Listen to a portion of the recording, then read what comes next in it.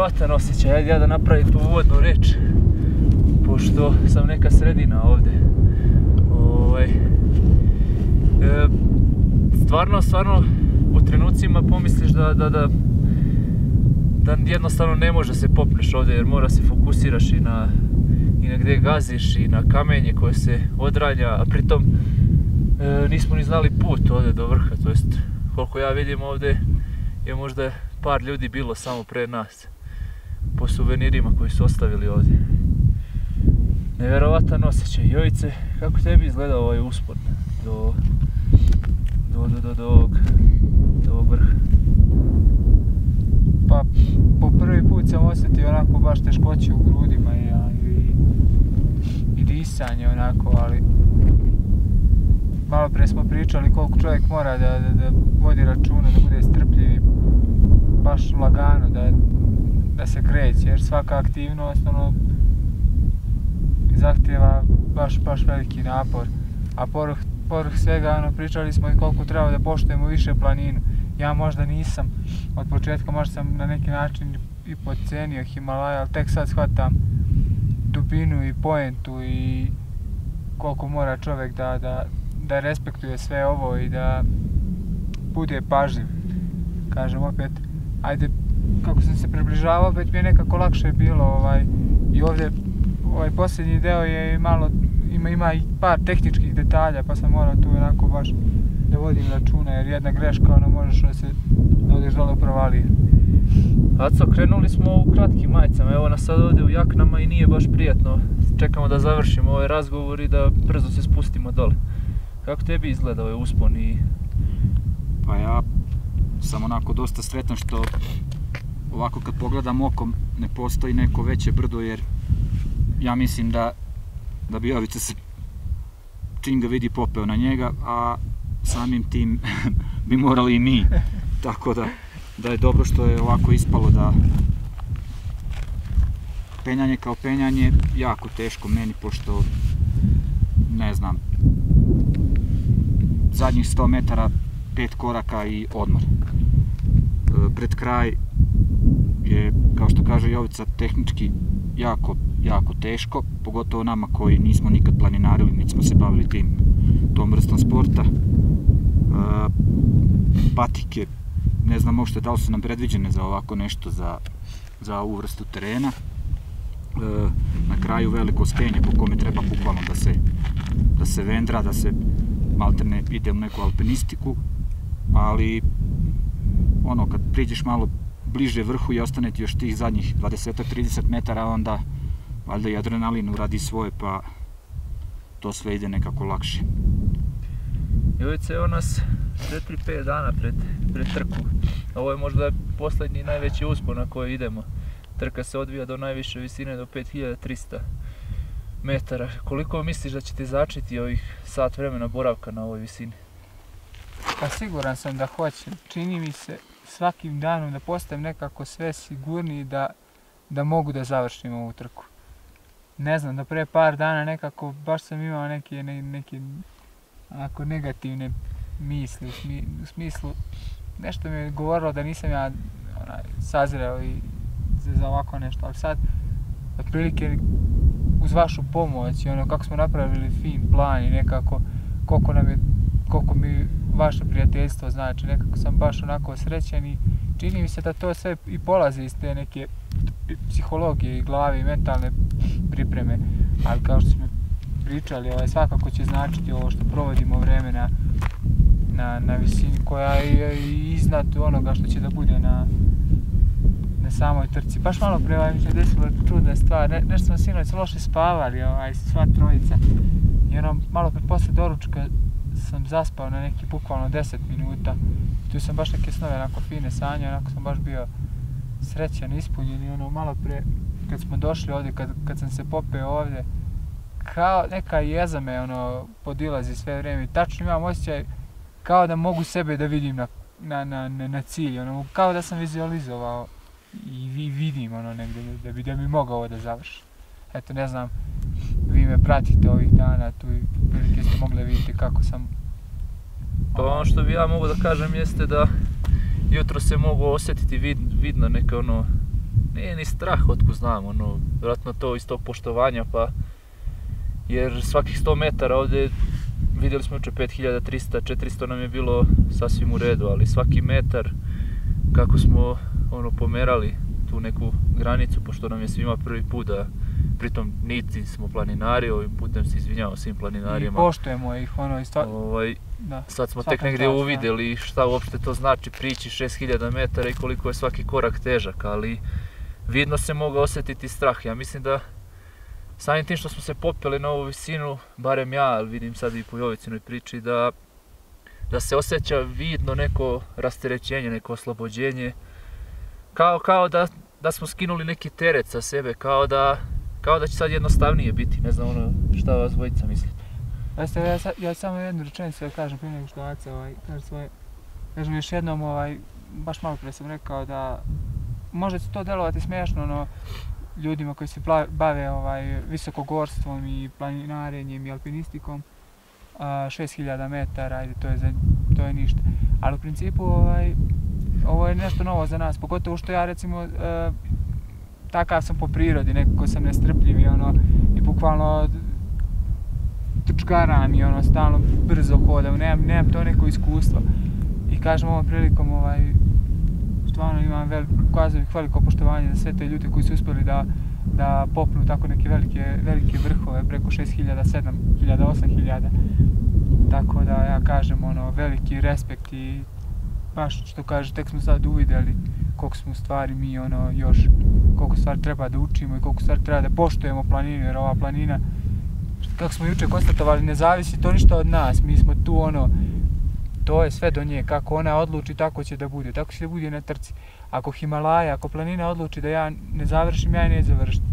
Ali ako budem pametan i ako budem poštovao neke stvari, ako se budem pridržavao plana, prilike okvirno kog imamo, mislim da ne bi trebalo da bude problem. Evo Aca će da kaže. Aco, vidimo razliku, samo te navedem malo, izvini. Vidimo razliku bukvalno u 5 minuta što su se navukli ovi oblaci, koja je drastična razlika i koliko već razmišljamo da li će kiša i da li treba da krenemo što pre. Pa ako možeš nešto i ti da nam kažeš o planini i o tim promjenama i o svemu.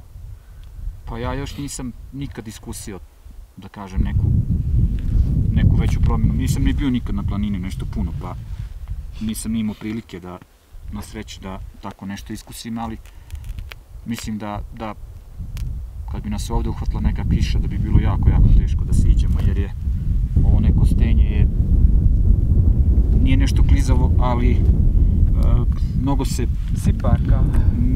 Bukvalno misliš, kamen je ogroman, ima 50 kila, misliš da možda staneš na njega, on samo krene ispod nogu i izgubiš ravnotežu. Jučer smo imali priliku, Aca, da čujemo preko puta kako puca lavina.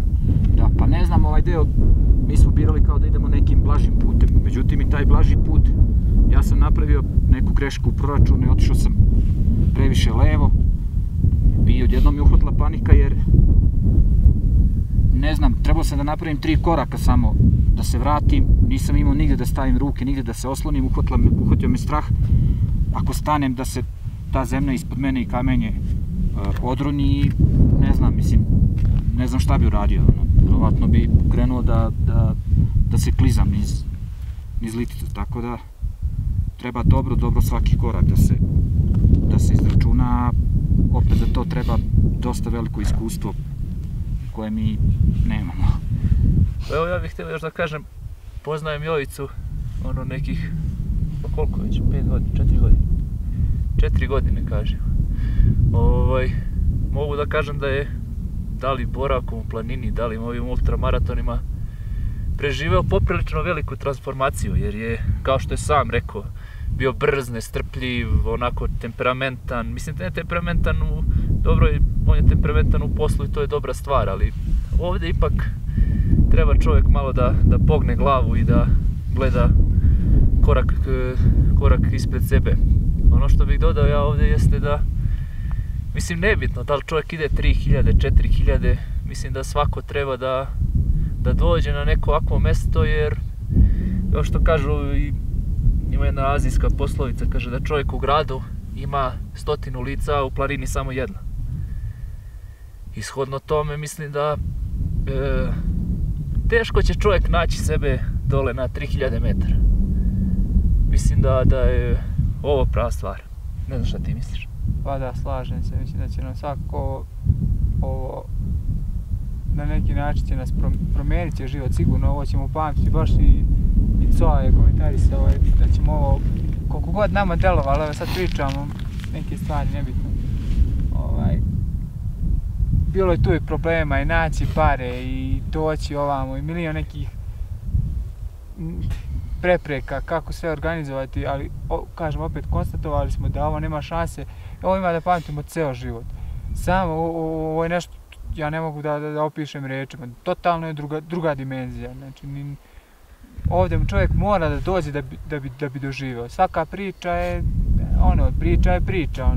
Slušao sam ja prije nego što sam došao ovdje priče ljudi koji su bili negdje ovdje u ovim podnebljima, ali nisam imao predstavu da je to baš ovako. Znači totalno kao da sam na drugu planetu došao. Ne samo planine, nego kultura, religija, civilizacija, način razmišljanja.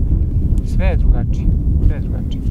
Zato sam baš zahvalan i svim ljudima koji su pomogli da se ovo ostvari, i Aci koji je on dao, da ne pričam sada, i materijalnih i moralnih i sa svih strana, sva sredstva je uložio da dođemo, i Dači koliko se trudi svaki dan, i svim ljudima kažem koji šalju pozitivne misli. Još jednom eto Bogu hvala da smo uspjeli da osjetimo ovako nešto. Pošto evo sad smo vjerojatno, ne mislim da nećemo ići preko ove visine, i s obzirom da smo na krovu svijeta, ja bih već sad čestitao Jovici na pobjedi.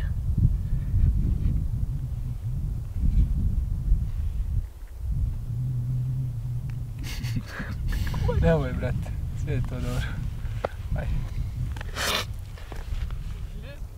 Ajde, Coa, kaži nešto života ti. Pa, ne znam, ja sam razmišljao pre neki dan kad smo se penjali prvi put na preko 4500 metara. Prošlo mi je nekako kroz život od 7. godine kad sam učio da ronim, da plivam. I imali smo neki bazen iz koga ja nisam smeo da izađem. I kad sam naučio da ronim, nisam znao ni da plivam. Bilo mi je zanimljivo svaki put, bukvalno pa 10 metara otići van tog bazena i naći nešto novo. I ne znam, tako, mislim da sad i meni navire malo čudno posle toga, ali ceo život treba da je takav da čovjek gleda da napravi uvek neki korak više, da vidi nešto novo, da bude oprezan, ali da ne bude opet onako, da ipak malo rizikuje i da prođe nešto u životu, da nauči nešto novo, da ne bude sve u tom nekom materijalnom i u šta znam, običnom tom nekom životu, nego da teži tome da uradi nešto zbog čega će samo njemu, ako nikom drugom, biti na kraju kad sve to bude iza njega bolje. Tako reći će mnogi da kao evo ga budala, ide tamo, baca pare, troši mladost, ne znam, nije otišao tamo, trči po, bolje da je, on je specijalac, on treba da dole ide na Kosovo, da brani srpstvo i ne znam nije. Jeste, sve to stoji. Ali jednostavno, kao što je Aca rekao, ja se nadam da ćemo mi barem to je naša želja i cilj, ne znam, da barem kroz ovo da pokušamo možda da pokrenemo, što kaže Dača, na nekom našem mikroprostoru, te neke ljude, da se i oni bore i da krenu da pokušaju oni da nađu neku motivaciju, neku želju u životu, da idu ka tim stvarima, jer nije sve u materijalno, kao što kaže Aca, nije sve, probajte da proživite bar nešto i nije sad mi dajemo neke savjete, sad sam ja neki, ne znam, nije, nego samo smatram da tek kad dođeš na ovakva mjesta vidiš koliko u životu ima nekih stvari koje možeš da iskusiš da nije sve samo u novcu, tako da... 1, 2, 3, čekaj sad, dovršimo. Ja se izvinjam, ono, malo pre... Ne znam, drugačije sve. Opet, čestitam ovom prilikom Jovici na pobedi, jer baš smo prije neki dan pominjali priču o mravu koji je krenuo za Jerusalim. I svi su ismevali tog mrava. I naiđe na kraju lav i kaže, ja sam kralj životinja, ja se ne usuđujem da krećem u Jerusalim, ti sigurno nećeš stići tako mali i ništavan. Na tom mrav kaže, ja verovatno nikad neću stići u Jerusalim, ali je časno i uzvišeno umreti na putu za Jerusalim. Još jednom se izvinjavam, ja ne mogu se kontrolišati. Hajde raširimo samo zastavu. Će biti uncut verzija. Neće. Ajmo braćo. Ajmo. Sad kad izginemo pa neka nađe snimak, bit ćemo sigurno u jutarnji program.